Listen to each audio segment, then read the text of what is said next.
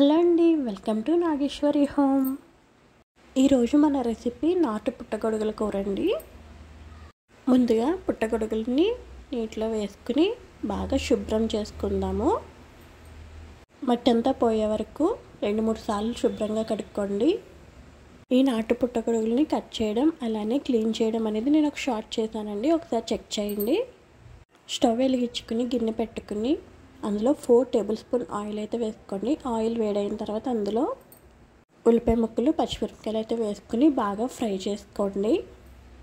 ఈ ఉల్లిపాయ ముక్కలని బాగా వేయించుకోండి. లైట్ బ్రౌన్ కలర్ వచ్చే వరకు కూడా బాగా ఫ్రై చేసుకోండి. ఇలా ఫ్రై చేసుకున్న తర్వాత ఒక 10 నిమిషాలు అయితే మూత పెట్టుకొని బాగా మగ్గించుకోండి. ఈ నాటు పుట్టగొడుగులు అనేవి చాలా రేర్గా దొరుకుతాయండి. టేస్ట్ మాత్రం చాలా బాగుంటాయి. ఉల్లిపాయలు బాగా మగ్గిన తర్వాత ఒకసారి కలుపుకొని ఇందులో మనం 1 స్పూన్ అల్లం వెల్లుల్లిపాయ పేస్ట్ అయితే వేసుకుందాం. అల్లం వెల్లుల్లిపాయ పేస్ట్ వేసుకుని బాగా ఫ్రై చేసుకోండి. అల్లం వెల్లుల్లిపాయ పేస్ట్ పచ్చివాసన పోయే వరకు ఫ్రై చేసుకోండి.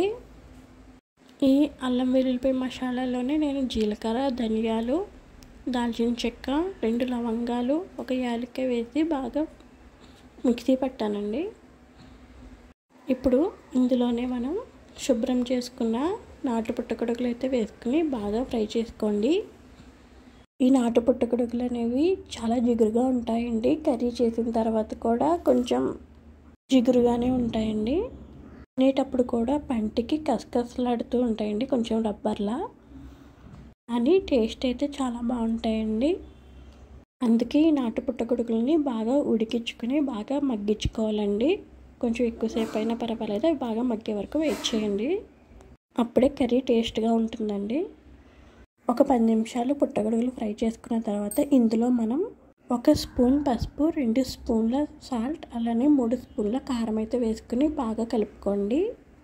మొత్తం అన్నీ బాగా కలిసేలాగా కలుపుకోండి. ఒక 2-3 నిమిషాలు అలా కలుపుకున్న తర్వాత గ్రేవీ మొత్తం పుట్టగొడుగులకి బాగా పడుతుందండి. 2-3 నిమిషాలు బాగా కలుపుకున్న తర్వాత గ్రేవీ మొత్తం ముక్కలకి పట్టిన తర్వాత ఇప్పుడైతే మనం కాసేపు మూత పెట్టుకుని అయితే మగ్గించుకుందామండి. ఒక 2 మినిట్స్ తర్వాత మూత తీసి ఒకసారి బాగా కలుపుకోండి. బాగా కలుపుకున్న తర్వాత ఇప్పుడు ఇందులో మనం 1 గ్లాస్ వాటర్ అయితే వేసుకుందాం.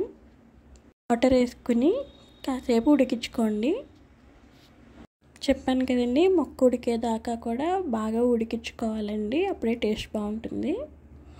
ఒక 10 మినిట్స్ మూత అయితే పెట్టుకుని బాగా ఉడికించుకోండి.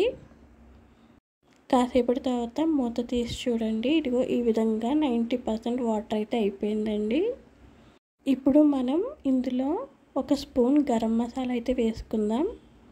గరం మసాలా వేసుకుని బాగా కలుపుకొని మిగిలిన వాటర్ కూడా ఇంకిపోయేదాకా బాగా ఉడికించుకోండి. మీకు ఈ కర్రీ ఇష్టమో కాదో కామెంట్ చేయండి. ఇవైతే నాకు అసలు తెలియదండి, పుట్టగొడుగులు మా చిన్నప్పటి నుంచి ఎప్పుడు తినలేదు. ఆఫ్టర్ మ్యారేజే నేను వీటిని ఫస్ట్ టైం చూడడం అండ్ తినడం అండి. చాలా బాగుంటాయి. వాటర్ అంతా బాగా ఇంకిపోయిన తర్వాత లాస్ట్లో దించే ముందు కొత్తిమీర చల్లుకనైతే దించుకోండి. చపాతీ అండ్ రైస్లో కూడా ఈ కర్రీ చాలా బాగుంటుందండి. మీకు కనుక వీడియో నచ్చినట్లయితే లైక్ చేయండి, షేర్ చేయండి, మన ఛానల్ని అయితే సబ్స్క్రైబ్ చేసుకోండి. తర్వాత ఏ రెసిపీ కావాలో కామెంట్ చేయండి. ఓకేనా? Bye bye.